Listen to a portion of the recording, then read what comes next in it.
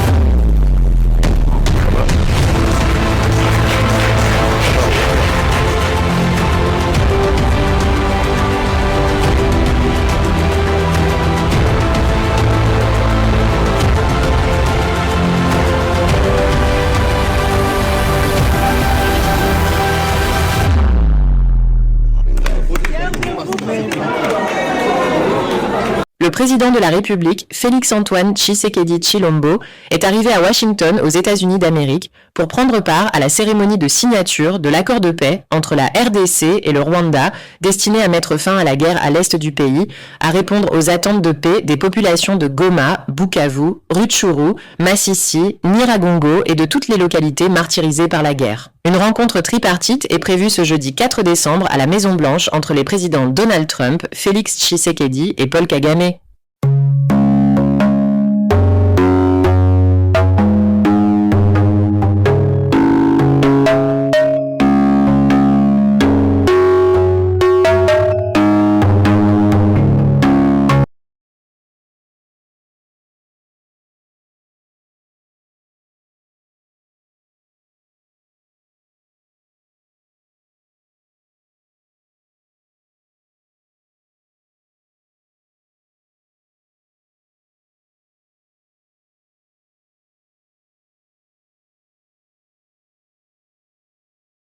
they're great con people. It's like the Inflation Reduction Act. And after they got it approved, because everybody said inflation reduction, they admitted it had nothing to do with reducing inflation. It's a con job. I think affordability is the greatest con job. They look at you and they say, affordability. They don't say anything else. Everyone says, oh, their prices were so low. No, they had the worst inflation. We had the highest prices we ever had, and now they're all coming down, including beef is coming down. Pour ceux qui la concernent, la République démocratique du Congo prend ici l'engagement solennel de mettre en œuvre en toute sincérité l'ensemble des obligations qui découlent de ces accords. Nous le ferons avec sérieux, avec rigueur et avec le souci constant de la paix, de la sécurité de nos populations, de l'unité et de l'intégrité de notre territoire. Nous espérons qu'avec le même sérieux que la République du Rwanda respectera, elle aussi, pleinement la lettre et l'esprit des engagements pris ici à Washington. Notre main est tendue pour une coopération apaisée, fondée sur le respect mutuel, la non-ingérence et la lutte commune contre les groupes armés, la fin de tout soutien à des forces négatives et l'ouverture de perspectives économiques équitables au bénéfice de nos deux peuples. Pour ma part, je veux croire que ce jour marque le début d'un chemin nouveau, un chemin exigeant, certainement difficile, mais un chemin où la paix n'est plus seulement un vœu, mais un cap. La République démocratique du Congo y prendra toute sa part, avec dignité, avec conscience et constance, et avec le soutien de ses partenaires. Nous demeurons vigilants, mais pas pessimistes, lucides, mais résolument optimistes.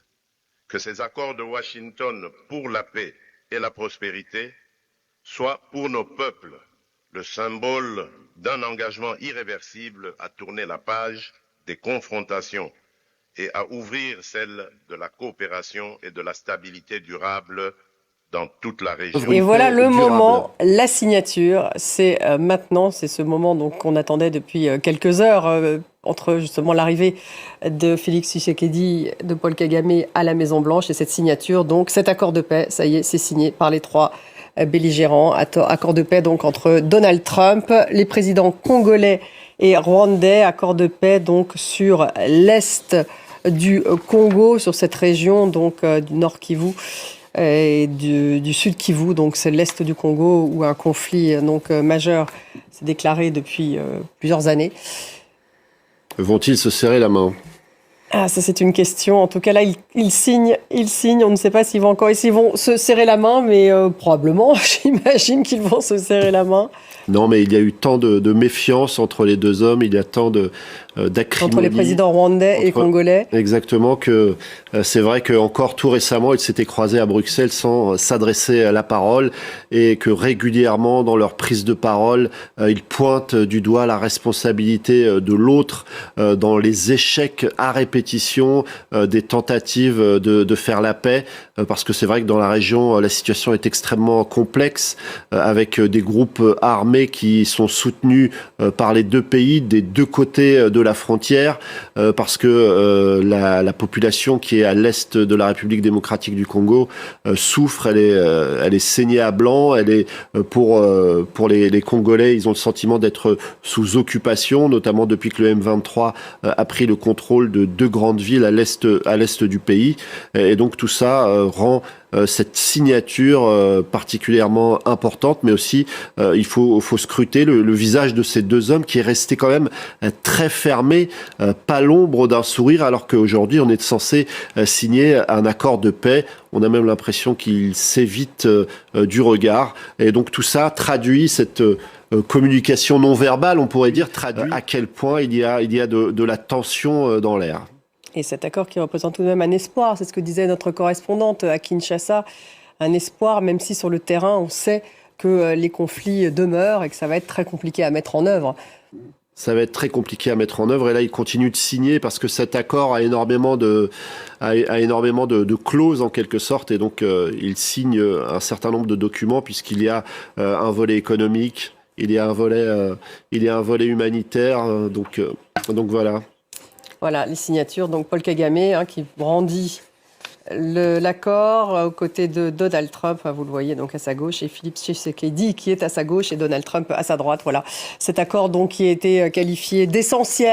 United States President Donald Trump will host the leaders of Rwanda and the Democratic Republic of Congo on Thursday to sign a peace agreement. The White House press secretary told reporters that Félix Tshisekedi and Paul Kagame will sign a historic deal brokered by Trump.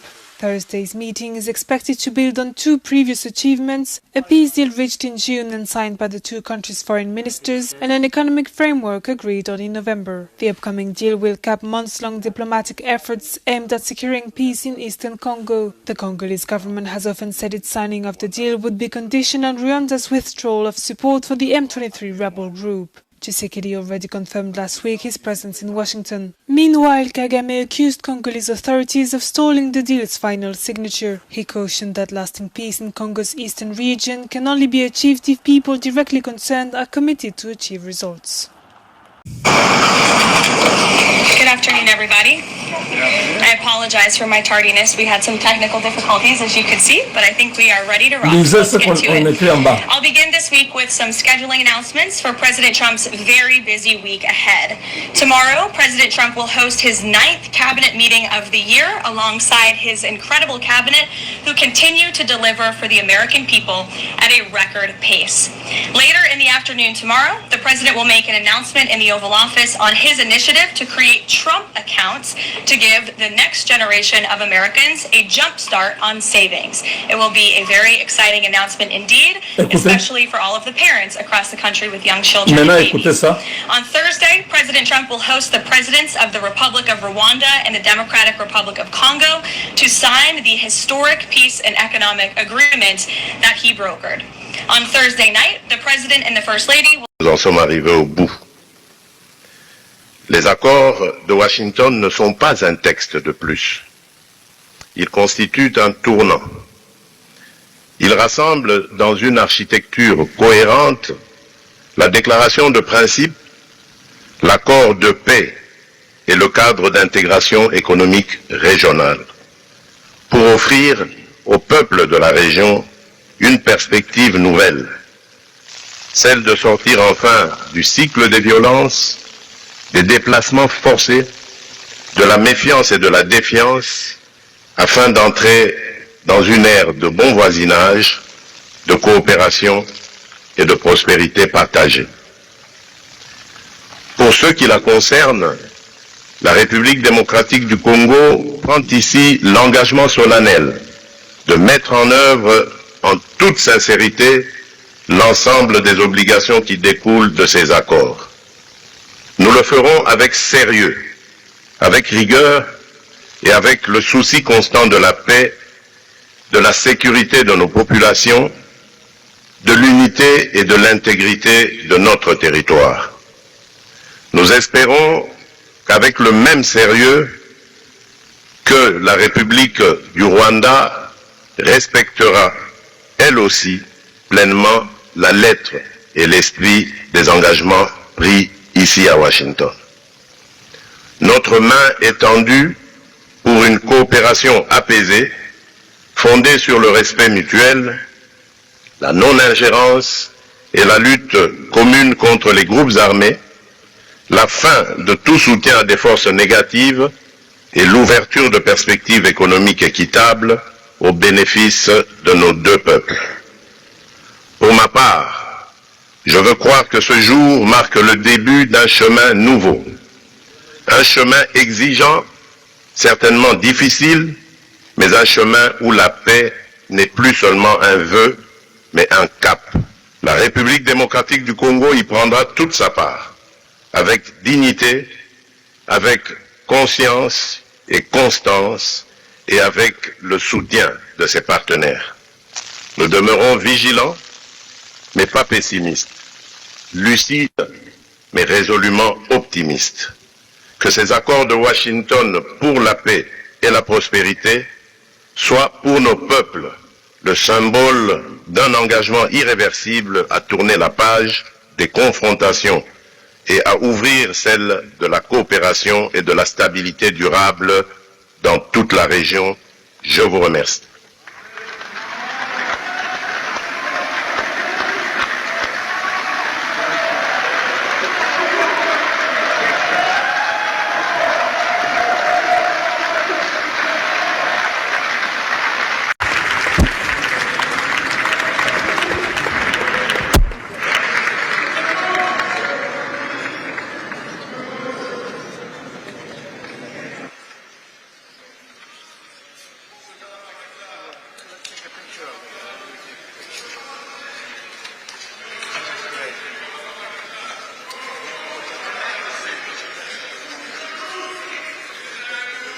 That's a big deal. They like it. People.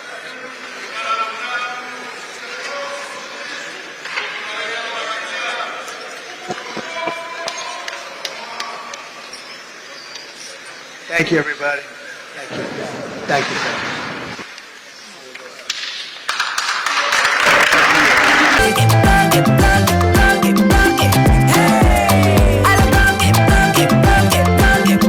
Oyo Kiele.